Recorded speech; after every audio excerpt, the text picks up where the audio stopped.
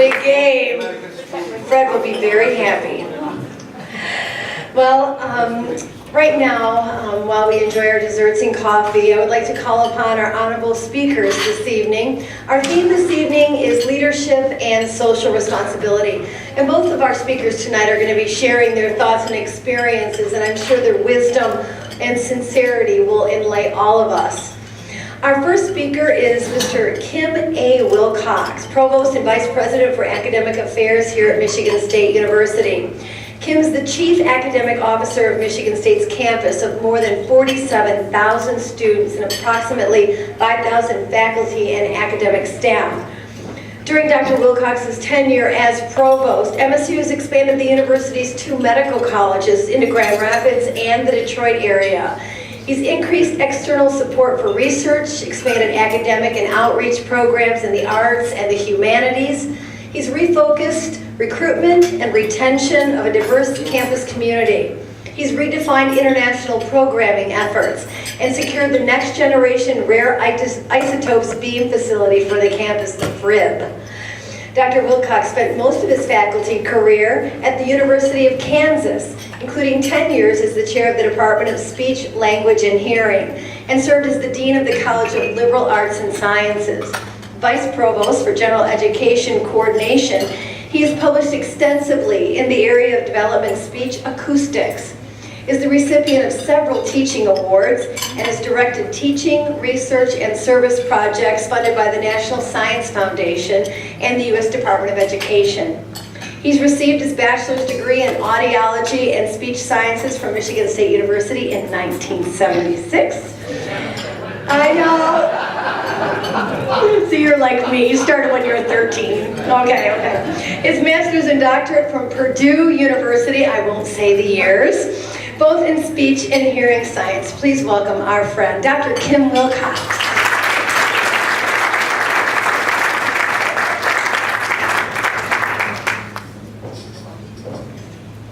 It's always good to be on the program with Sherry, particularly when your head is not in profile with a number behind it on a screen. Thanks for the opportunity and congratulations and my best wishes, continuing best wishes to the foundation. It's great work that you're involved in, and you're really an inspiration for all of us. Leadership and social responsibility. 2 kind of almost humbling terms to think about. I'll have to, as you just heard, I'm a professor. So I did what professors usually do when faced with a daunting task. I went to my reference books. And I started with the dictionaries. To lead, to influence or induce, to guide in direction, course, action, opinion, etc. To influence or induce, to guide. Leadership, at least by those definitions, is not one of directing things, directing people to do things, directing the action. It's a much subtler kind of influence, one that's an inducement or an enticement or a subtle pushing, not a directing. I'm reminded of a saying a former mentor of mine used to say. He'd look at me sometimes when he was frustrated about things not quite going like he thought. He'd say, "Where are they? Where did they go? They need me. I'm their leader." Joke, guys. Applause sign. Where are they? Where do they go? They need me. I'm their leader. The notion that when you can believe you're a leader, if you turn around and no one's there, you're not a leader. There has to be somebody behind you, and you can't just tell people to march along behind you. That's not leadership. But you have to find the ways to kind of encourage this behavior. Another definition: social responsibility. A voluntary assumed obligation toward the good of a larger social unit as opposed to the self alone. A voluntary assumed obligation toward the good of a larger social unit as opposed to the self alone. Now, it seemed to me when I was reading definitions that the last part of that was kind of a no-brainer. This is about a larger group of people than yourself. It wouldn't be social responsibility if the accolades were all for you. But the words that really caught me the first time I read the definition were these 3. Voluntary assumed obligation. A a voluntary assumed obligation, not an assignment. It's something that each of us has the opportunity to simply assume by ourselves. And once we do, it becomes an obligation. And we all know obligations that your mother assigned to you, or your boss assigned to you, or your spouse assigned to you, or your children assigned to you. This is a voluntary assumption of your own obligation. Something that really is about who you are, what you want to do, and what you want to achieve. So we've got now an action to lead, which I think we decided is not a direction, but an inducement, kind of a subtle action. And this notion that social responsibility is taking on voluntarily an obligation to do something for others, not for yourself. Now, you just heard I'm Provost, Vice President of Academic Affairs at the university. A lot of people describe that as a position of leadership. So, to be honest, in my research, I have to now make sense of the assignment of a position of leadership as a provost with this notion of voluntary assumption of an obligation and the notion of an inducement or an enticement rather than a direction. And that's a challenge. It's a challenge, I think, for everyone in, quote, positions of leadership, to resolve how much of the leadership is of you yourself, how much of it is voluntarily assumed, how much of it is values that you choose personally, and how much of it is assigned to you. If I had never had the job, someone else would be in this job, in this position of leadership. The position itself has some assumptions that the person in it will induce, entice, guide, and hopefully do it in a way that meets various goals. Now, as provost, I can meet lots of goals. I can meet the straightforward ones, making sure that grading systems for the university are fair and accurate, making sure that the timetables are correct, making sure that faculty are assigned the right courses. That's kind of the easy part of the job. But it certainly is leadership. I have to, trust me, take about 50,000 students and 5,000 professors. You don't direct them. The best you can do is entice or guide them. But at the end of the day, if all the classes met and all the students got graded and all the labs were safe and productive, then you could say that the provost was an effective leader. But what comes with a position of leadership is the opportunity to do the second piece, the social responsibility, and voluntarily assume some obligations that you might not otherwise have to. That's the exciting and at once humbling part of having a job like this. You get to do things by dint of the position that have your own mark and feel to them. I thought I'd talk about a couple of examples that have maybe share some of this as I've reflected upon it. Some of you close to the university know that 3 or 4 years ago we changed the schedule of the beginning of the fall semester. I'm the guy, alums, that killed Welcome Week. Go ahead.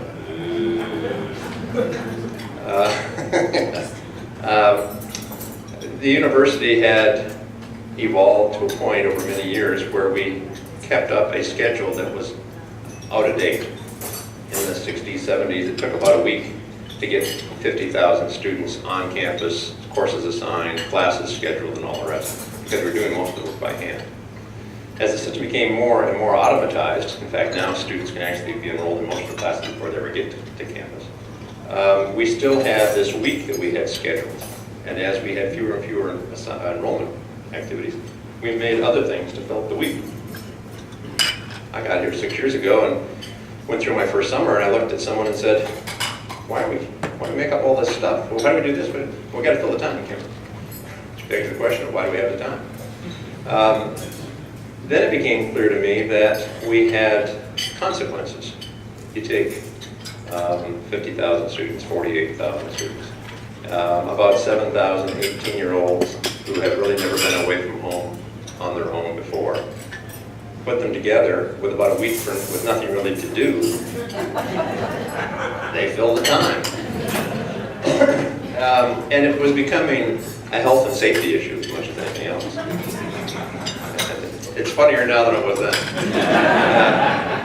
So we set about doing 3 things or 4 things at once. One was to eliminate the extra time, because it really was a waste of people's times, including the students themselves, who could spend another, in many cases, a week at home on their summer jobs.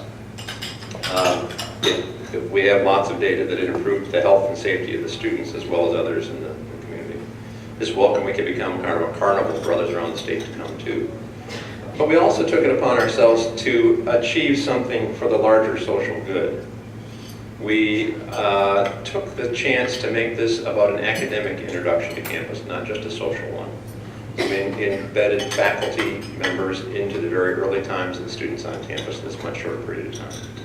And we rebuilt the support programs around things so that, just as Yasser has done so remarkably here in the state, we created a whole different set of conversations between and among different types of students from the very first days on campus.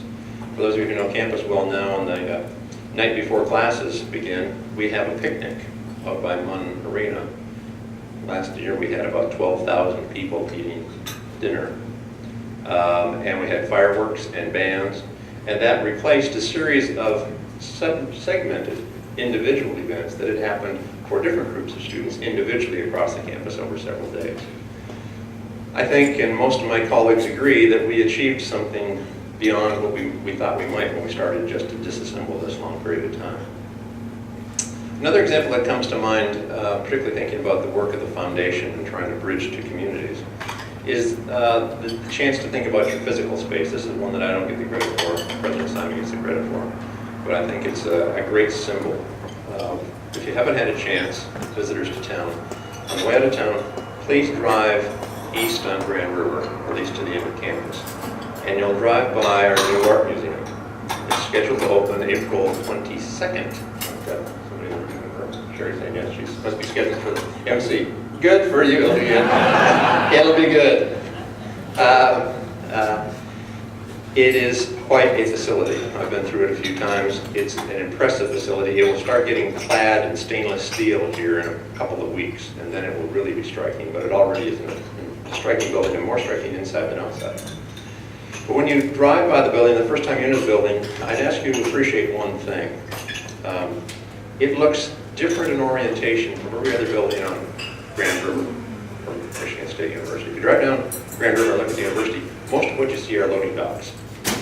The university is very proud of we're very proud of our space, and so we like our campus, and all the doors face in. We've turned our back physically to most of the rest of the community. President Simon said that's not the right way to do this, and the new art museum has a doorway on the west end and a doorway on the east end. Neither one facing the community nor facing the campus, but instead kind of equally between the two, and a profile that looks the same or similar, just as dynamic to both sides. So where we were looking for a place to build, to make an art mark on campus, the president also saw the opportunity to think about relationships to communities and what our physical space means today, but in the case of a building like that, arguably for 100 or 200 years it will sit on that site and be a space that isn't, it's back to either the campus or to the community, but as hopefully a bridge between the two. So what does all this mean? Social responsibility in my mind means you're trying to do something for the broader society. So bear with me one more time, I looked up society. One definition: the rich, privileged, and fashionable social class. I didn't think that's what we were talking about. There's another definition though: the totality of social relationships among humans. The totality of social relationships among humans. That's a pretty exciting notion of what society is. It isn't anything in specific, it's all of it together. The web that it really is, really are the connections among us. As you heard, I studied communication disorders for most of my career, and I learned a few things, you would hope. More than a few, you would think, but at least a few. One of them is how humans are created. It is a fact that your ears are not evolved to save you from the physical space around you. It wasn't to react to animals and run away. It wasn't to hear trees falling and run away. Your ears evolved almost perfectly to match the sounds that your mouth can make. Not just the frequencies, but the individual transitions in time down to the millisecond. The most sensitive parts of your ear align with the most able parts of your, what we call the vocal tract. That is, we evolved to talk. We evolved to talk to each other. And of course, we all know about the language systems in the brain and how those are created in a way to learn language and use language. I took anthropology years ago at Michigan State University. I know about tools, but I know now chimpanzees use tools too. I know about opposable thumbs. But I'm here to tell you, in my world, the thing that makes humans humans is this very real aspect of communication. And the notion that we are destined to not just sit by each other and eat, but talk to each other, communicate with each other, connect with each other. We wouldn't be very far as a society, that is the totality of social relationships among humans, if we didn't reach out to each other and communicate. All that we have achieved so far as a species, I believe is directly related to our ability to talk to each other, share complex ideas, and communicate in the way that we do.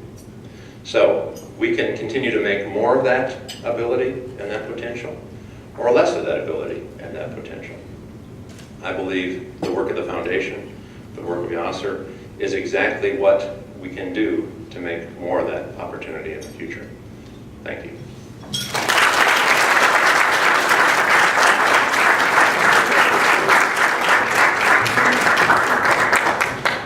Thank you, Dr. Wilcox. Thank you so much for encouraging us and guiding us, and really to let us know that I like the fact that we're all evolved to talk. Really, that's great for me, right? But we had some amazing dialogue at our table tonight, just some wonderful communication, and I think that's great. That's why we're here, and I hope that you were blessed with good conversation at your table as well, so thank you, Kim, very much. Our next speaker, who I'm pleased to announce, is Mr. Bob Thomas. Mr. Thomas is the Executive Director of Michigan Chamber Foundation. He's the Director of Operations of the Michigan Chamber of Commerce. He's also the Director of the Michigan Association of Chamber Professionals, that's the MACP.